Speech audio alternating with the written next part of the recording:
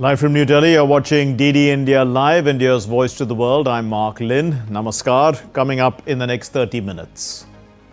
US President Trump and Japanese Prime Minister Takaichi signed trade and mineral deals worth 550 billion US dollars to strengthen tech supply chains. China's Wang Yi signals possible meeting between Xi and Takaichi during a call with the Japanese Foreign Minister Motegi.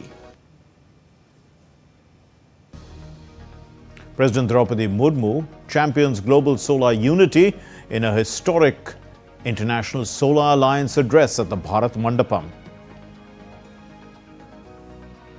And Cyclone Montha's landfall process commences. 22 teams of the NDRF deployed across coastal states.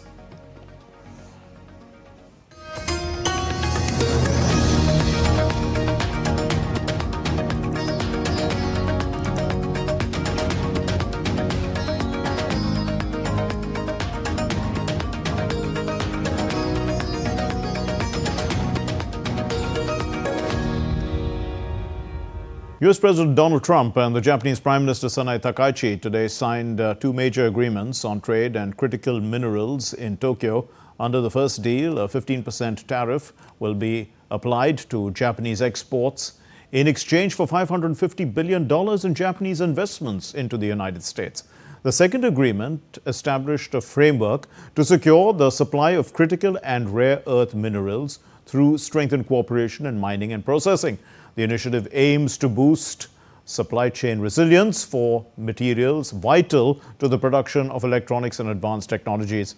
Trump praised Takaichi's elevation as the country's first female leader and her pledge also to accelerate a military buildup. Takaichi, in turn, expressed her desire to realize a new golden age of Japan-US alliance with Trump, and Trump asserted that Washington is a strong ally of Japan. An ally at the strongest level, and it's a great honor to be with you, especially so early in what will be, I think, one of the greatest prime ministers. President Trump also met with families of Japanese who were abducted by North Korea decades ago, and he said that the US is with them all the way, and they asked for help to find their loved ones. This comes as Trump, on the second leg of his Asia tour, met with Takaichi. Trump arrived in Tokyo on Monday for a visit. It's sandwiched between a trip to Malaysia and a meeting in South Korea with the Chinese leader Xi Jinping that could ease, the bruising trade war between the world's two biggest economies, which was sparked off, in fact, by sweeping US tariffs. China's Foreign Minister Wang Yi spoke to Japan's Foreign Minister Toshimitsu Motegi. This happened on Tuesday, where he emphasized the importance of high-level exchanges. He also hinted that the Chinese President Xi Jinping is likely to meet the Japanese Prime Minister Takaichi sometime soon. Now, both leaders are set to attend the Asia-Pacific Economic Cooperation Summit. That's the APEC summit in South Korea this week. And this could be the perfect chance for them to meet face-to-face on neutral ground. Takaichi is known for her tough stance on China. So the interaction between her and Xi Jinping would be closely watched. Also, experts say that Beijing, in fact, that China is keeping a close watch on how Japan and the US might strengthen their own relationship under Takaichi's leadership. Now, if that happens, it could shake up the power dynamics in the Asia-Pacific region. China has long opposed US-Japan actions it sees as threatening its regional interests, especially US troop deployments in Japan, which analysts say help deter Chinese moves against Taiwan. Triggering strong backlash, Amazon has decided to slash 14,000 corporate jobs. This begins Tuesday. And what happened is that Amazon's corporate workforce includes about 350,000 employees, and the job cuts are expected to impact divisions of the human resources, people, experience and technology segment, also the devices and services segment, and the operations.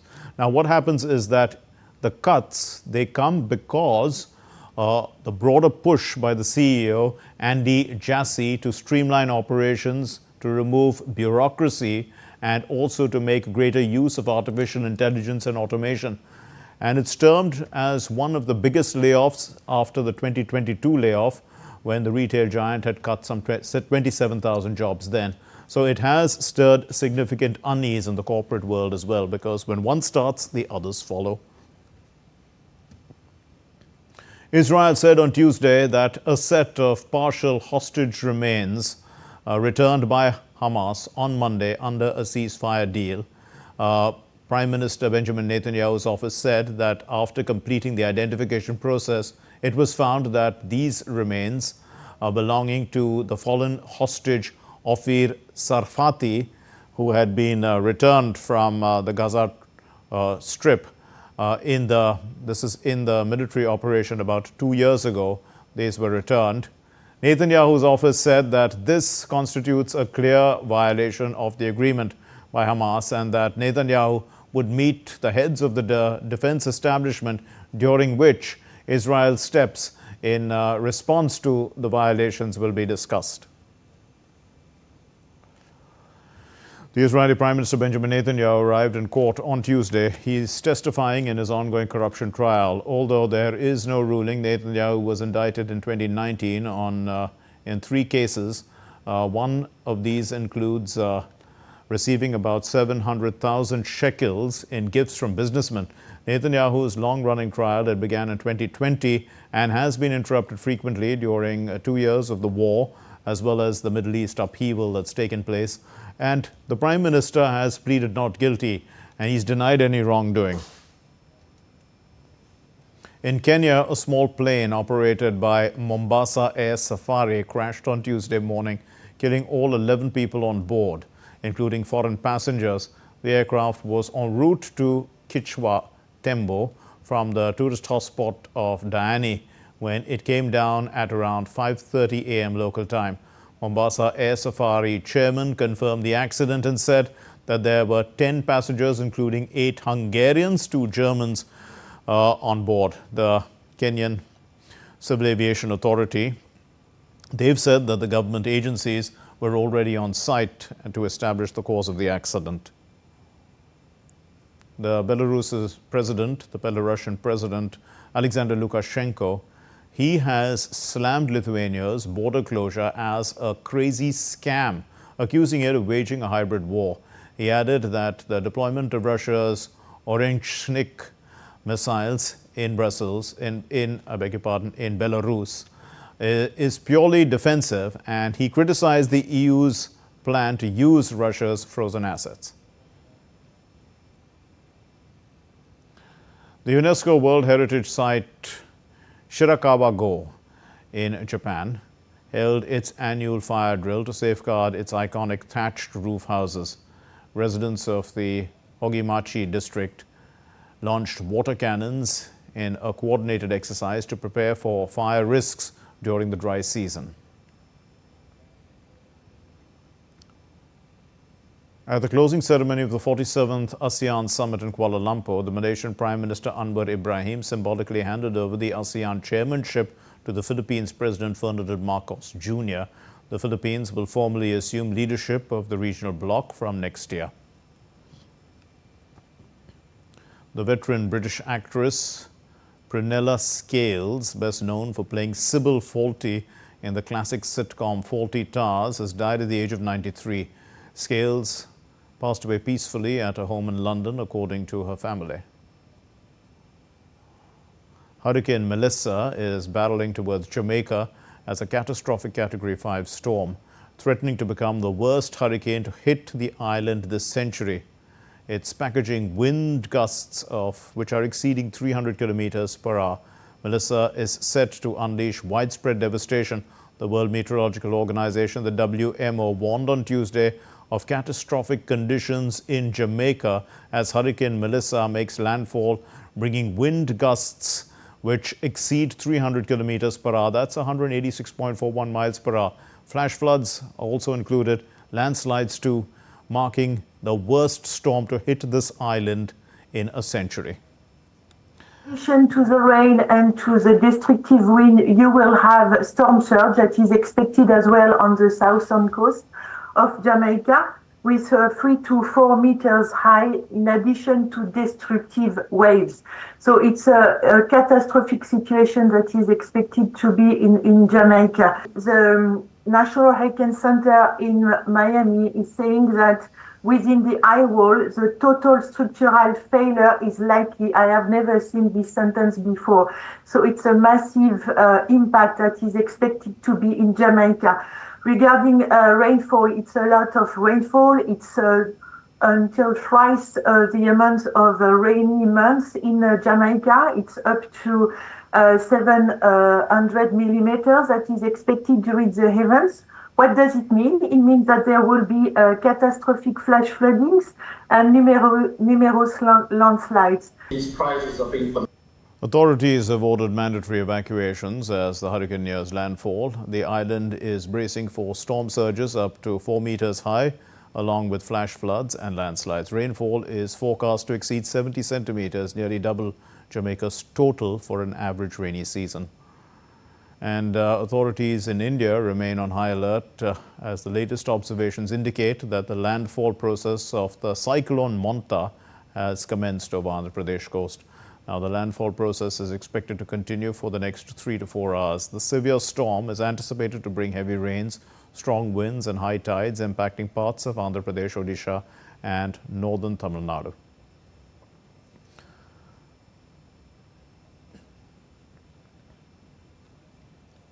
Advisories, signals, warnings and all requisite information, impact-based forecast has been sent to disaster managers, including State Disaster Management Authority as well as the district collectors. So everyone, including the common people, have to take essential and necessary measures to prevent themselves from any kind of disastrous occurrences.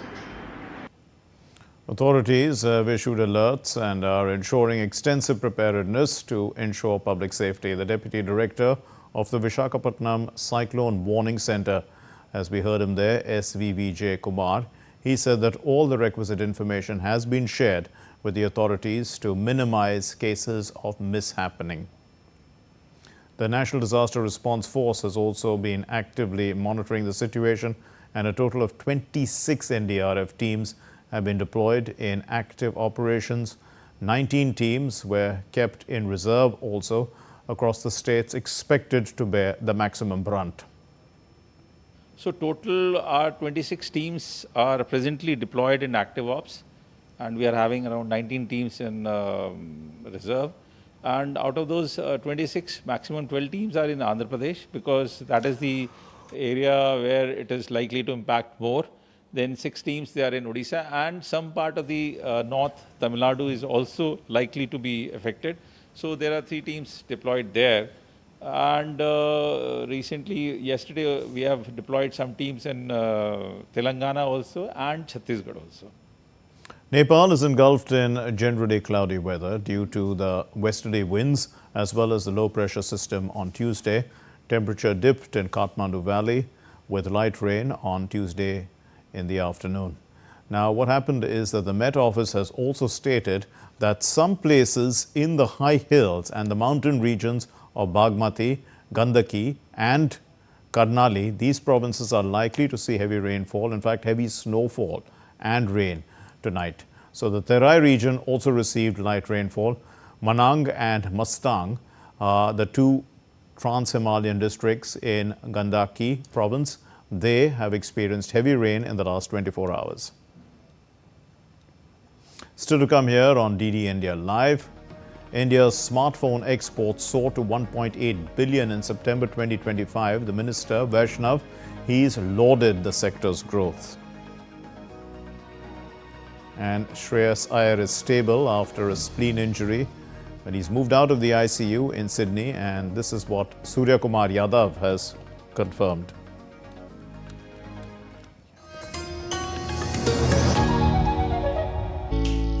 Jharkhand will mesmerize you with majestic nature, rich heritage and colorful culture. Johar. It fits perfectly. Thank you. Full workout हो गया. Ready?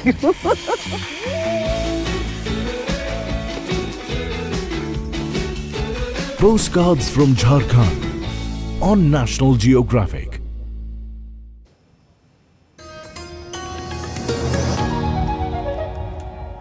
You're watching DD India Live. I'm Mark Lynn. President Droupadi Murmu today delivered the keynote address at the 8th International Solar Alliance Assembly at the Bharat Mandapam in New Delhi, the first ever presidential address to the ISA. Now, this event brings together delegates from 125 countries, reaffirming global commitment to solar cooperation and India's vision of one world, one sun, one grid. India once again shines at the heart of the global solar movement. At the iconic Bharat Mandapam in New Delhi, President of India Droupadi Murmu delivered the keynote address at the 8th Assembly of the International Solar Alliance, marking the first ever presidential address to the ISA. Underscoring India's leadership in advancing global solar cooperation and the transformative vision of one world, one sun, one grid proposed by Prime Minister Narendra Modi, the President called for collective action to ensure affordable and accessible solar energy for all. Solar energy is a rediscovery of an ancient truth, that is sun is the most democratic source of energy, accessible to all and belonging to none.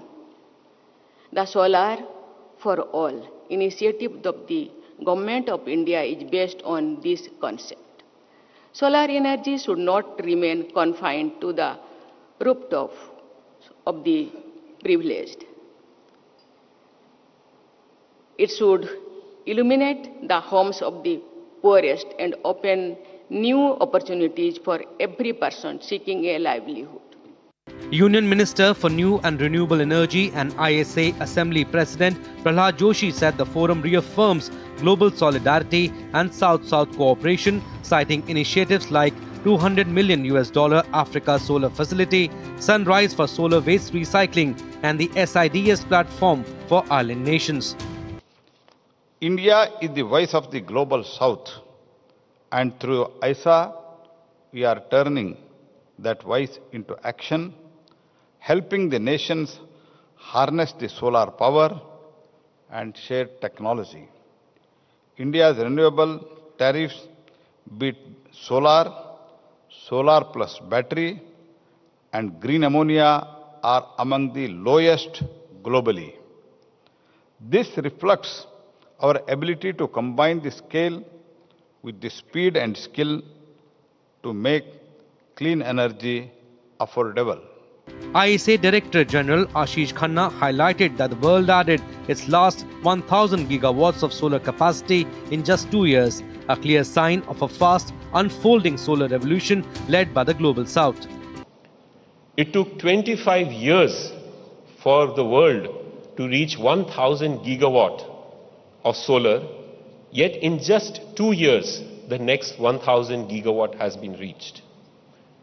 And not only that, the projections from all agencies, including ours, IEA and others, reflect that we are likely to double that even further in next 4 years to 4,600 gigawatt. This year's assembly brings together ministers, policymakers and global partners from 125 member and signatory countries ahead of the crucial COP30 summit in Brazil. With Akshay Dongre, Tapas Bhattacharya's report for DD India. India's Minister for Railways, Information and Broadcasting, Electronics and Information Technology, Ashwini Vaishnav, lauded India's smartphone export surge.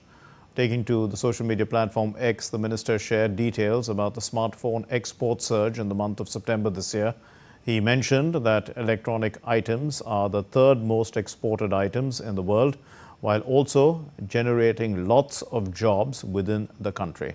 According to an article in a leading business newspaper, India's smartphone exports hit a record sale of $1.8 billion in September 2025, hitting about 100% increase in sales, breaking records for the past 3 years as well. And the growth in export was actually due to the government's production-linked incentive scheme launched in 2020. India's vision of strengthening its domestic manufacturing ecosystem will get a major boost at the 7th edition of the India Manufacturing Show, IMS 2025 in Bengaluru from November 6th to 8th. The Defence Minister Rajnath Singh will inaugurate India's premier trade fair for the aerospace, defence and general engineering sectors at the Bangalore International Exhibition Centre, and this event will also host IMSCON 2025, which is a two-day international conference on empowering India, the future of global manufacturing. The main purpose of doing this exhibition at Bangalore right now is, this is organized by Lagudhyog Bharati Karnataka, and we wanted to make an international brand. After completion of 10 successful exhibitions, we wanted to do it in international, in various states also, abroad also.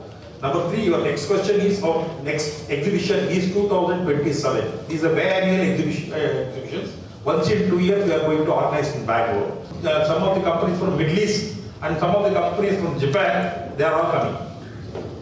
South Korea, sir. Well, India is on course to become a developed navy. In fact, India is on course to have a developed navy by 2047. Our correspondent Vishal Barristow caught up exclusively with the Deputy Chief of the Indian Navy at the IPRD conclave in Delhi, and the theme of the Indo-Pacific Regional Dialogue is promoting holistic maritime security and growth, regional capacity building and capability enhancement.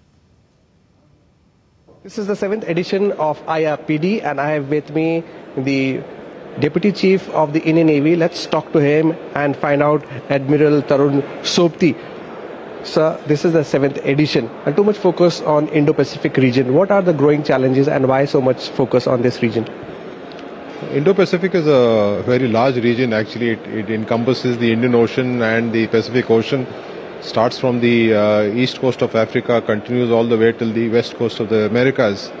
It's a massive area, but it's interconnected because while lands are separate, continents are separate, the oceans connect, and this becomes for us a single space. The importance of it is because of a lot of activity at sea. Bulk of the trade is carried over sea. So there is a lot of focus on self-reliance. Recently, India has also gone up to Korea to have its first bilateral with Korea. So in the seas, what can you talk about Indian Navy and the self-reliance? The Indian Navy has a vision that by 2047 we will be completely self-reliant as far as the hardware and equipment that we have. We are already well on this way. We have some equipment which is still imported, and we have a plan of action for making sure that before 2047 everything is being manufactured and made in India. So that is as far as the self-reliance is concerned. There are challenges that are there in terms of technology availability and technology absorption. So when you briefly mentioned Korea, I would just like to mention that in shipbuilding sector, Korea is very, very advanced, and therefore some of the shipyards in India are collaborating with Korean shipyards to enhance the shipbuilding capacity.